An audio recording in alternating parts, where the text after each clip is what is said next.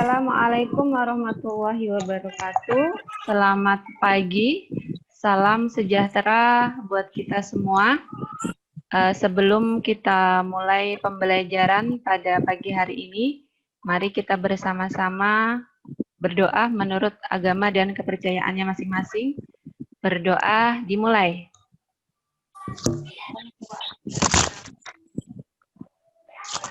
Berdoa selesai. Oke, selamat pagi anak-anak, apa kabarnya? Baik ya.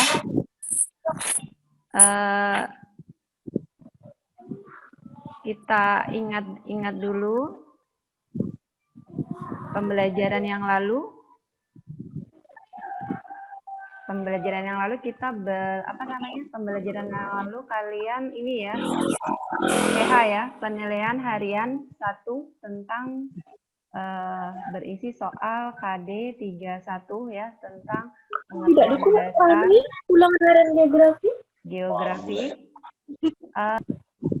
Kita ingat-ingat kembali pembelajaran pada minggu lalu, kalian sudah melaksanakan penilaian harian yang pertama tentang KD 3.1 ya, yaitu tentang pengetahuan dasar geografi. Ada yang masih ingat? Ada yang ini speakernya aktif, bisa menjawab tentang pengetahuan dasar apa saja yang kita pelajari. Ada definisi geografi, kemudian ada manfaat geografi, ada konsep, ada objek studi geografi ya, kemudian ada pendekatan geografi. Nah, semua yang dipelajari itu bermanfaat untuk pemahaman kalian pada materi pagi hari ini. Oke, kita mulai ya. Pagi hari ini kita akan belajar tentang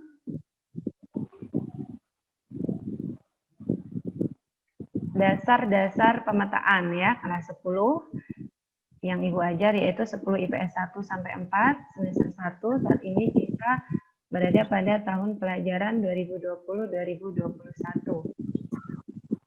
Kita lanjutkan. Adapun tujuan pembelajaran pada pagi hari ini adalah memahami dasar-dasar pemetaan, di mana ini merupakan bagian dari IPK. Ya, kalian tentunya masih ingat IPK itu indikator pencapaian kompetensi 321 yang merupakan bagian dari KD atau kompetensi dasar 3.2. Jadi sebelum yang akan kita pelajari ini ya, pemetaan memahami dasar-dasar pemetaan. Sebelum kita masuk ke sini, kita lihat dulu apa saja kompetensi yang ada di indikator yang ada di 3.2 atau 3.2. Ya, ini KD atau kompetensi dasar 3.2 dan 4.2. Yang pertama, 3.2 itu memahami dasar-dasar pemetaan. Jadi ada 3, penginderaan jauh atau PJ dan sistem informasi geografis atau SIG. Jadi ada 3 materi yang akan ada 3 topik yang materi akan kita pelajari pada KD 32, yaitu ada pemetaan yang kita akan pelajari pada pagi hari ini, penginderaan jauh atau PJ dan sistem informasi geografis. Kemudian itu yang pengetahuan. Jadi kalau depannya ini 3, ini tentang pengetahuan. Kalau depannya 4, ini tentang keterampilannya, tapi materinya masih di KD yang sama, yaitu membuat peta tematik wilayah provinsi dan atau salah satu pulau di Indonesia berdasarkan peta rupa bumi. Itu nanti prakteknya. Paham ya? Sampai sini kita lanjutkan. IPK atau indikator pencapaian kompetensi 32, yang pertama, 321 menjelaskan dan menganalisis dasar-dasar pemetaan, penginderaan jauh, dan sistem informasi geografis. Kemudian yang kedua, menjelaskan dan menganalisis jenis peta dan penggunaannya. 323, IPK 323 menjelaskan dan menganalisis jenis citra, penginderaan jauh, dan interpretasi citra. Kemudian IPK 324 menjelaskan dan menganalisis teori pengolahan data dalam sistem informasi geografis atau SIG.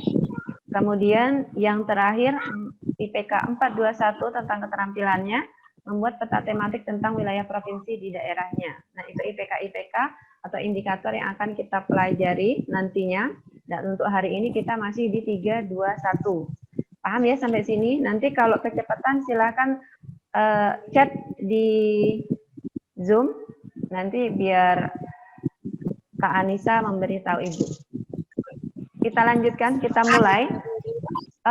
Ada yang tentunya kalian sudah nggak asing lagi dengan peta ya. Di waktu SMP sudah belajar tentang peta belum? Coba yang sudah pernah angkat tangan. Ada tanda angkat tangan coba yang udah pernah belajar. Sebentar. Ada yang sudah? Yang sudah angkat tangan yang sudah pernah? Ya. Oke, coba yang speakernya aktif Yesen 10 IPS 1. Apa itu peta? Apa itu peta, Yesen? Peta adalah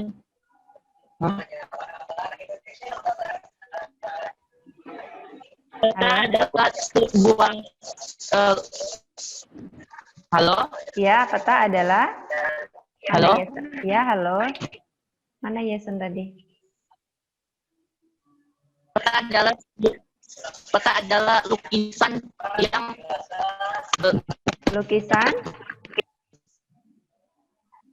Lukisan apa, Nak? Berbentuk bergambar muka bumi. Oke, ada lagi yang lain? Sebelum Ibu lanjutkan. Kak, angkat tangan nanti kalau nggak aktif. Ada lagi? Oke, kita lanjutkan ya. Jadi, peta adalah, benar ya tadi ya. Nah, peta adalah gambaran konvensional permukaan bumi pada bidang datar yang diperkecil seperti kenampakannya jika dilihat dari atas dengan ditambah tulisan-tulisan sebagai tanda pengenal. Jadi peta itu dia harus di bidang yang datar. Bidang yang datar itu bisa kertas, bisa tembok, bisa papan atau yang lainnya. Apa yang digambarkan permukaan bumi? Permukaan bumi itu apa? Yang sudah kita pelajari di KD 31. Permukaan bumi itu berkaitan tentang fenomena geosfer. Masih ingat ya tentang fenomena geosfer ya? Apa aja coba? Ada yang tahu fenomena geosfer apa aja? Bisa sebutkan? Siapa ini yang aktif ini? Salma. Lisa. Oh, Lisa baru datang. Ada yang tahu fenomena geosfer apa aja? Angkat tangan yang bisa. Stella? Rivaldo, ada yang bisa? Fenomena geosfer? Ya, ada litosfer, ada atmosfer, ada hidrosfer, ada apa lagi? Ada biosfer, ada antroposfer. Nah, semua fenomena geosfer itu bisa digambarkan pada bidang yang datar. Itulah yang disebut dengan peta. Dengan apa? Dengan tanda pengenal atau yang disebut dengan simbol. Ya, kita lanjutkan ya. Selanjutnya, jadi ini peta itu dikelompokkan bisa berdasarkan skalanya. Yang pertama berdasarkan skalanya. Peta kadaster atau peta teknik itu skalanya 1:100 sampai dengan 1:500. Yang kedua, peta berskala besar itu skalanya 1:5000 sampai dengan 1:250.000. Kemudian peta berskala kecil itu skalanya 1:500.000 sampai dengan 1:1.000.000. Dan peta geografi 1:1.000.000. Di sini kalian bisa lihat angka-angkanya semakin ke bawah. Yang depan ini pembilang ya, yang belakang ini penyebut. Penyebutnya semakin besar. Kalau semakin besar, ternyata skalanya justru makin kecil. Kalau penyebutnya makin kecil, justru skalanya makin besar. Nanti akan kita lihat apa yang dimaksud skala besar dan skala kecil ya. Kita lanjutkan. Berdasarkan isinya, videonya tolong diaktifkan ya anak-anak. Berdasarkan isinya ada peta umum, kemudian yang kedua ada peta khusus. Peta umum ini adalah menampakkan kenampakan umum baik fisik maupun sosial ekonomis. Ya, kalau kalian masih ingat pembelajaran yang lalu di KD 3.1, fisik atau aspek fisik dengan aspek sosial dan aspek ekonomi ini berkaitan dengan aspek geografi ya, materi aspek geografi. Aspek fisik ini berkaitan dengan apa? Berkaitan dengan fenomena geosfer yang bersifat alami, misalnya litosfer, gunung, ya, kemudian ada sungai, ada laut, kemudian ada apa lagi, itu litosfer. Kalau itu hidrosfernya tadi ya laut, kemudian atmosfernya ada awan, itu fisis, kemudian termasuk biosfer, flora dan fauna, hutan ya itu termasuk biosfer, dan sosial ekonomi. Ya, pemukiman itu sosial ekonomi karena berkaitan dengan aktivitas manusia. Jalan itu sosial ekonomi atau aspek non fisis ya. Masih ingat ya pembelajaran yang 3. Jadi pemahaman di pembelajaran KD 31 itu bermanfaat dalam memahami pembelajaran yang kita pelajari pada pagi hari ini. Nah, peta umum ini isi petanya itu menampakkan kenampakan umum, fenomena geosfernya itu umum. Ada 3 macam contoh petanya. Ada peta topografi, menggambarkan tinggi rendahnya suatu daerah berskala besar. Ada peta forografi, peta umum berskala sedang dan biasanya meliputi daerah luas. Dan peta dunia, peta umum berskala kecil. Coba kalian ingat yang pembagian peta berdasarkan skala tadi. Ada skala kecil, kemudian ada skala besar. Ya, jadi kalau peta dunia, tentunya kalian sudah pernah lihat peta dunia ya, bisa di Google Maps atau Google Earth, itu skalanya kecil. Ke skala kecil itu berarti tadi yang penyebutnya nilainya besar, sedangkan peta topografi ini skalanya besar. Berarti dia lebih detail. Sekarang kita lanjut tadi peta umum, kemudian selanjutnya ada peta khusus. Ya, di sini Ibu coret-coret aja ya, yang satu ini peta umum. Kemudian peta umum tadi ada peta topografi ya, ada forografi, ada peta dunia. Yang peta dunia semakin besar luasannya itu skalanya kecil ya. Kalian masih ingat tadi skala kecil justru angka penyebutnya dia besar. Kemudian peta khusus atau peta tematik itu adalah peta yang memuat kenampakan khusus, memiliki tema tertentu. Contohnya di sini ada peta politik, ada peta kota, ada peta pariwisata, peta perhubungan, peta pelayaran dan penerbangan, peta ekonomi, peta statistik, peta militer, peta tanah, geologi, peta iklim, peta kebencanaan. Kalian tentunya pernah melihat peta risiko COVID ya, peta risiko COVID-19. Nah, itu dari judulnya, karena dia judulnya tertentu tentang, berarti kalau peta COVID pasti isinya tentu tentang risiko terkena COVID-19, mana yang zonanya merah, mana yang zonanya kuning, itu termasuk peta tematik karena dia memiliki judul tertentu sehingga disebut dengan peta khusus. Nanti kita akan lihat di link ini ya, nanti kalau udah Ibu jelaskan secara umum. Kemudian itu tadi ya, peta tematik. Nah, sedangkan kalau peta umum, ini dia judulnya bersifat umum. Nah, kalau peta pariwisata, misalnya kalau kalian pernah lihat ada peta persebaran pariwisata di Bangka Belitung. Berarti isinya tentu tentang objek-objek wisata. Nah, itu namanya peta khusus. Paham ya sampai sini? Kita lanjutkan. Pembagian peta di lingkungan militer. Ya, militer ini ada 3 peta umum, skalanya 1:1 juta, kemudian peta strategis, peta yang khusus dibuat untuk strategi tempur, skalanya 1:1 juta, kemudian peta taktis, peta yang digunakan untuk penyerangan, skalanya 1:50.000. Lanjut ya. Syarat-syarat peta yang benar. Apa sih syarat-syarat peta yang benar?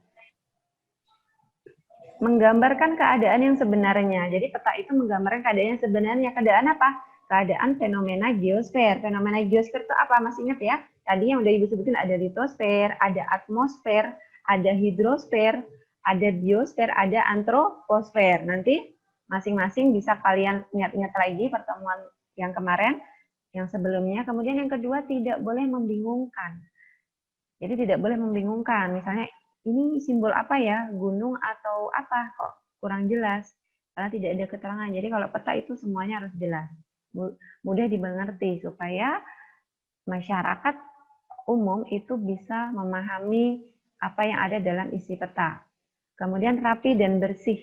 Nah, itu syarat-syarat peta yang benar. Kemudian untuk mencapai syarat-syarat ini, maka harus memerlukan ini komponen-komponen peta. Sebenarnya ini sudah kalian pelajari di bangku SMP, cuman ini Ibu terangkan lagi, siapa tahu kalian sudah lupa ya. Jadi syarat tadi, keempat syarat tadi itu harus memenuhi minimal harus memenuhi komponen-komponen peta berikut. Yang pertama, ada judul, ya. Kemudian yang kedua ada mata angin, ada skala, ada simbol, ada garis astronomis, ya. Garis astronomis ini adalah garis yang menunjukkan letak lintang dan letak bujur atau disebut dengan lokasi absolut. Masih ingat lokasi absolut itu termasuk konsep geografi. Kan ada 10 konsep geografi, salah satunya adalah konsep lokasi. Salah satu konsep lokasi adalah lokasi absolut. Kemudian yang keenam ada legenda.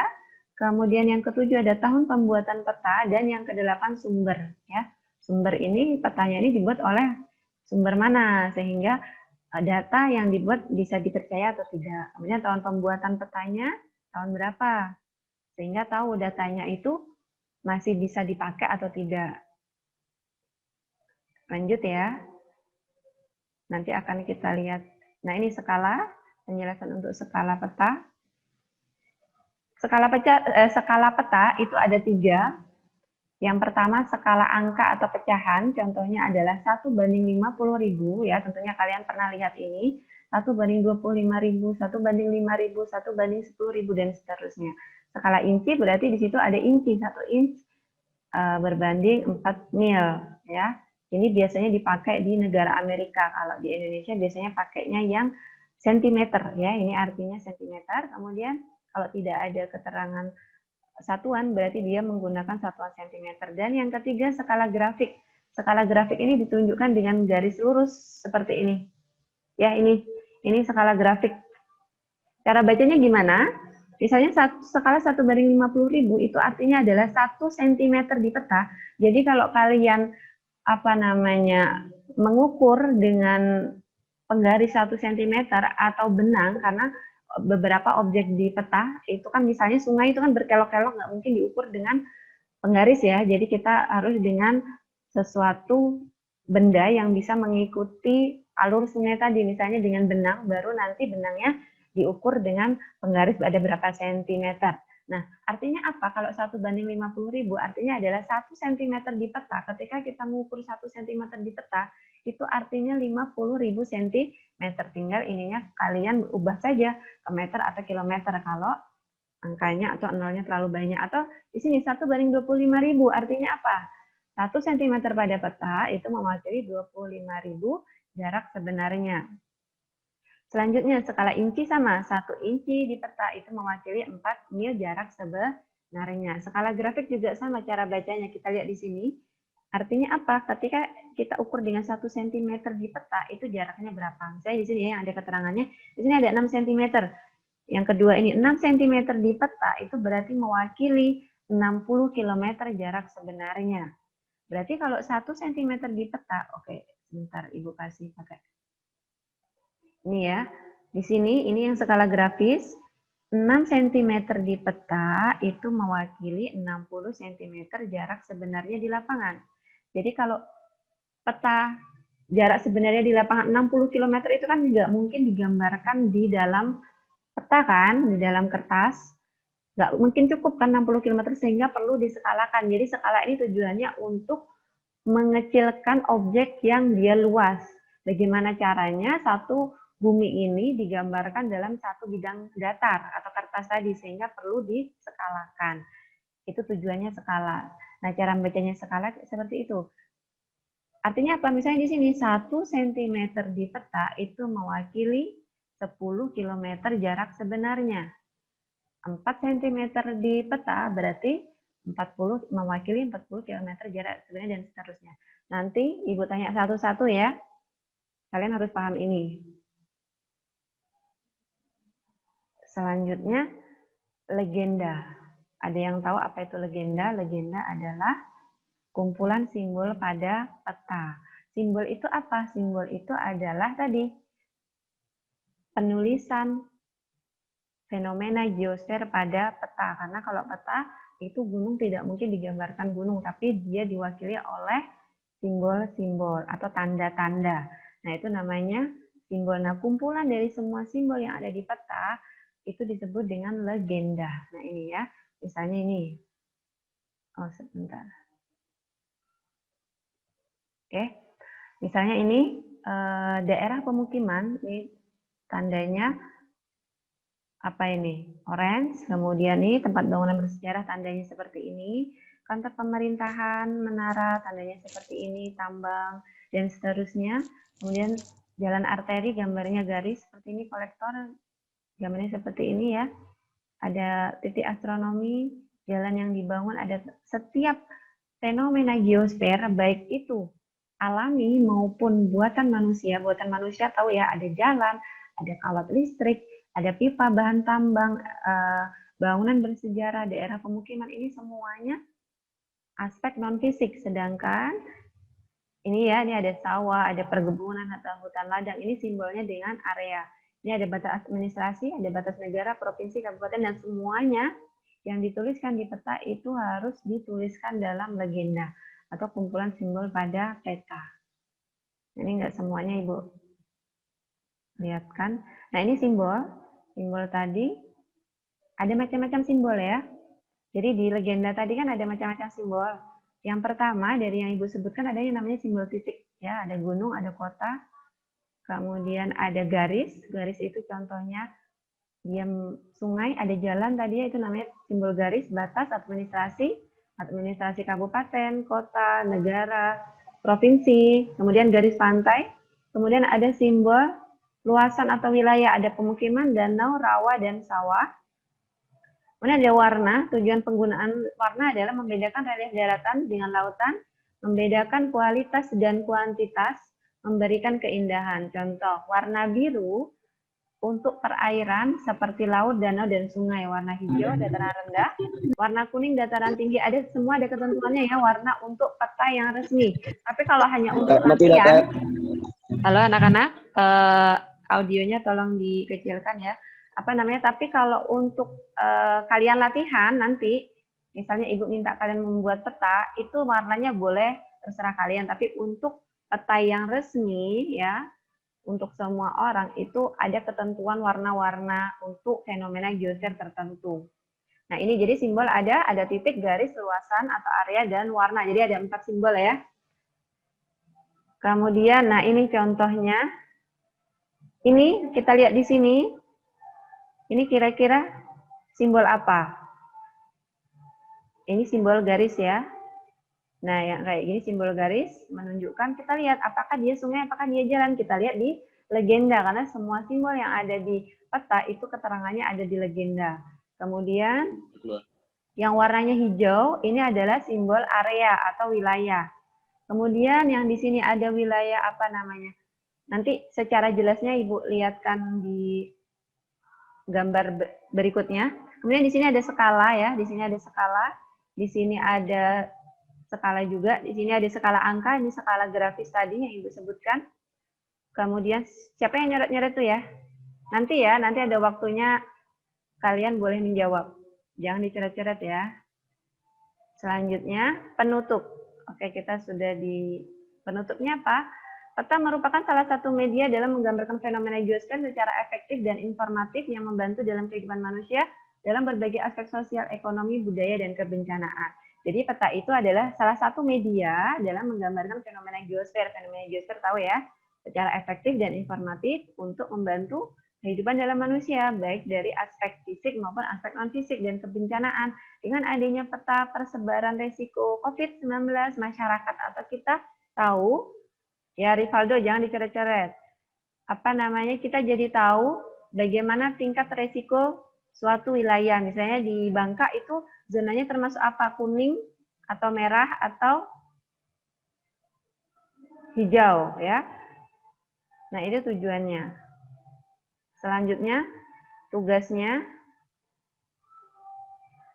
tuliskan KD 3.2 dan 4.2 dan IPK-nya. Jadi anak-anak, kalau Ibu minta tuliskan KD, berarti kalian cukup tuliskan yang ini aja ya. Nanti Ibu sebutkan, tuliskan tujuan pembelajaran. Kemudian tugas berikutnya adalah carilah contoh peta. Ya, kalian terserah bebas cari peta di Google. Kemudian di print, ya, print di A4 boleh, F4 boleh ukurannya. Kemudian tunjukkan komponen peta pada gambar tersebut. Apa saja komponen peta tadi? Ada judul, mata angin, skala, simbol, garis astronomis legenda tahun pembuatan dan sumber.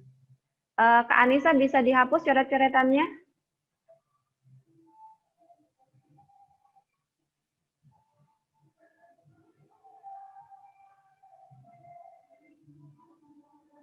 Ya, ketentuan tugas ya dikerjakan di buku tugas, batas waktu pengumpulan 1 minggu, tapi nah ini ya. Oke, kita kembali lagi ya ke depan yang Ibu bilang tadi.